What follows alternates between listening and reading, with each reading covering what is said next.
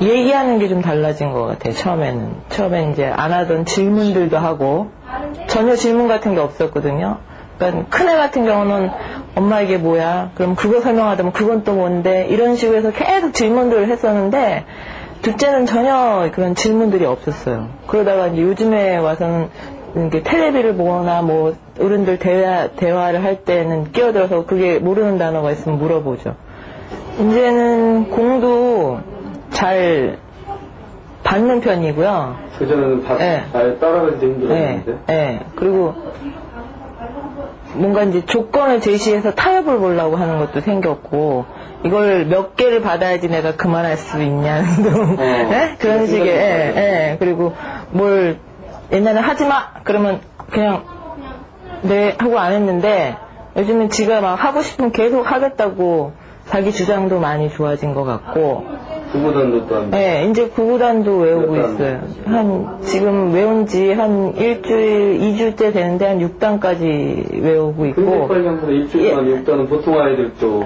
네, 한 2주 만에 한 6단까지 외웠는데, 전에는 한 단, 뭐, 더하기 빼기도 안 됐었으니까요. 그쵸. 어느 병원 갔을 때보다 지금은 훨씬 더 효과가 좋은 것 같아요. 부작용도 없고. 부작용도 없고요. 부모가 인식해서 정신과를 찾게 된 건 3학년 2학기 정도에 들어서면서였어요. 어떤 팁을? 머리를 이렇게 흔드는 그런 팁을 보였었어요. 그러니까 어릴 때는 눈을 깜빡이기도 하고 또 이렇게 손장난을 하는 것처럼 하는 버릇도 있었고, 이렇게 냄새를 맡는다든지, 여러 가지를 이렇게 반복적으로 했었기 때문에 그냥 어릴 때 볼 수 있는 아이들 버릇이라고 생각했던 게 좀 조기에 발견할 수 있었던 걸 못 발견한 그런 경우가 아니었나 싶었어요. 이제 아무래도 학교에서 손장난이 심하고 좀 산만하다 그런 이야기를 이제 들으면서 제가 아무래도 아이한테 좀 체근하게 되고 엄하게 하게 되고 제가 아무래도 직장 생활을 하니까 전화상으로 아이를 좀 많이 시간 체크를 한다든지 그런 것들이 아이한테 오히려 더 스트레스가 됐던 것 같아요. 그래서 3학년 2학기에 들어오면서 머리를 많이 흔들게 되는 것을 보면서 이제 인터넷이라든지 여러 가지 그 소아정신과 쪽의 자료들을 찾아보면서 팁이라는 걸 알게 됐어요. 우리 아이가 언제부터 아팠고 또 지금 어떻게 약을 복용하고 있고 그런데 이런 사례가 있느냐, 치유했던 사례가 있느냐고 먼저 질문을 인터넷으로 했고요. 지금 현재 치유 중인 아이에 대한 사례를 저한테 알려주셔서 조금 믿음을 갖고 오게 됐어요. 그래서 저는 뇌의 불균형이라든지 뭐 운동으로 치유한다든지 그런 얘기는 양방에서는 전혀 들어본 적이 없기 때문에 그런 치료에 대해서 굉장히 생소했고, 그래도 약으로만 의존하는 게 아니라 약은 어느 정도까지만 주고 나머지는 운동요법이라든지 그런 걸로 치료한다는 거에 좀 더 의미가 있게 받아들이고 치료를 했어요. 딱 끊어라. 근데 반알, 한 알 이런 수준도 아니고 3알까지 먹던 아이가 그 정신과 약에서 3알이라는 건 굉장히 큰 거거든요. 근데 거기서 3알 먹던 아이가 끊어라고 말했을 때는 저로서는 그냥 그대로 따를 수밖에 없었어요. 그래서 끊었는데 이틀부터 이제 약을 끊고 이틀 지나서부터 시작해서 한 2주간은 아주 극심하게 온몸을 흔드는 그런 틱이 왔어요. 그래서 학교를 보낼 수가 없었어요. 제가 참고 2주를 버텼어요. 그래서 2주를 버티고 3주차 조금 들어가는데 갑자기 아이가 많이 멈추더라고요. 거의 저 정도면 사람들이 모를 정도까지도 멈췄어요. 약을 끊었다는 거. 제가 그 약으로 의존하다가 그 약이 치유되는 약이 아니기 때문에 저는 더 이상 의존할 수가 없었어요. 단지 때가 될 때까지 기다리는 동안 억제시키는 약에 불과했기 때문에 그거를 안 먹게 됐다는 거, 그것만으로도 저는 한 90%는 만족하고요. 또 여기까지 인도해 주신 하나님께 너무 감사하고, 또 이제 승재가 앞으로 운동을 열심히 해서 여기에서 그 말씀하시는 뇌의 불균형이 지금 많이 좋아진 상태이기 때문에 조금 더 운동 열심히 해서 뇌의 균형을 이룬다면 100% 치유되지 않을까 하고 기도하고 있어요. 네, 저 어머니의 고통이 얼마나 컸을까 지금 말씀 중에도 느껴집니다. 더군다나 정신과 약을 3알씩 먹다가 지금 약을 끊어서 얼마나 행복한지 모르겠다는 그런 표현이셨는데요.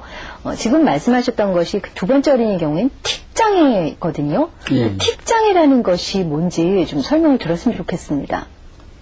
자신도 모르게 몸의 일부분을 움직이거나 아니면 또 이상한 소리를 뭐 이런 소리를 내기도 하고요. 네. 그런 것을 얘기하는 건데 대부분 만 2세부터 13세 사이에만 시작되고요. 네. 7세부터 11세 아동에게 많이 발생합니다. 일시적인 틱은 뭐 이제 우리가 얘기를 하면서 또 발을 떤다든지 이런 틱은 저절로 없어지기도 하는데 1년 이상 계속 지속될 경우에는 이제 만성 틱장애나 더 나아가서는 뚜레시 증후로 이제 발전하게 되는 것이죠. 저 뚜레시 증후는 그러면 어떤 건지요? 이 틱이 낫지 않고 연장되어서 성인에까지 이어지는 건데요. 행동의 불안전뿐만 아니라 음성까지 오는 그 음성 및 행동에까지 이제 그 틱장애가 오는 것을 뚜레시라고 얘기합니다. 그럼 음성이 이상해지기도 한다는 말씀이신가요? 이상한 소리를 내는 거죠. 예. 고양이 소리를 낸다든지 아니면 킁킁거린다든지. 그러면 저런 틱장애도 뇌의 불균형을 맞춰주는 그런 치료법을 쓰게 되는 건가요? 예. 네. 그리고 먼저 말씀하셨던 그 어머님 여러분 들으셨을 텐데요. 그 없어져야 할 증상이 없어지지 않아서 문제가 됐다는 얘기를 언뜻 들었거든요. 그거는 무슨 의미의 말씀이신가요? 우리는 태어났을 때 어떤 조건반사, 원시 조건반사로 해가지고 자극을 줬을 때 반응하는 그런 것이 있습니다. 그것이 이제 성장을 하면서 이제 저절로 없어져야 새로운 자극을 받게 되는데 그것이 없어지지 않고 남아있을 경우에는 그야말로 그 소기의 경익기라고 그러죠.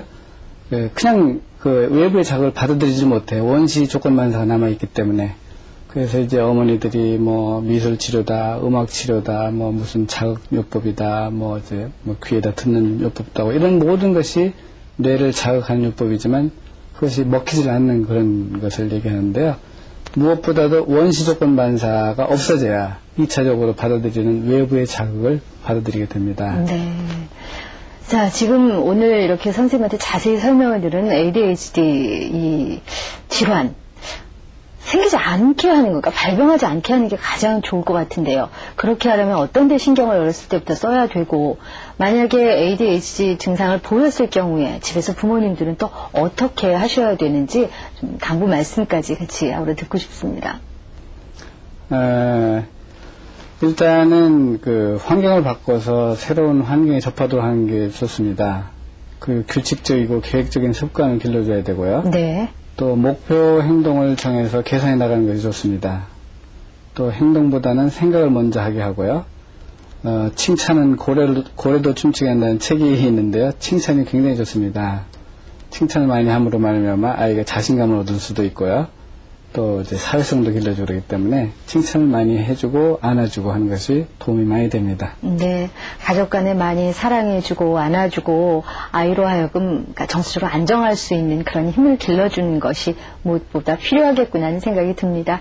자, 오늘은 ADHD, 주의력 결핍 과잉 행동 장애를 효과적으로 치료할 수 있는 치료법 말씀해 주셨는데요. 정말 잘 들었습니다. 변기원 선생님이셨습니다. 고맙습니다. 자, 오늘 자리에 함께해 주신 방청객 여러분들 감사합니다. 네, 내 아이가 산만하고 또 집중을 하지 못해서 성적도 오르지 않고 걱정하셨던 분들 단순히 나무라실 일만이 아니었던 것 같습니다. 이 뇌가 혹시 불균형해서 우리 아이가 이런 것이 아닌지 전문의 만나셔서 아이의 건강과 미래를 위해서 상담받고 치료할 수 있는 그런 부모님이 되셨으면 좋겠습니다. 함께해 주셔서 고맙습니다. 다음 시간 다시 찾아뵙겠습니다.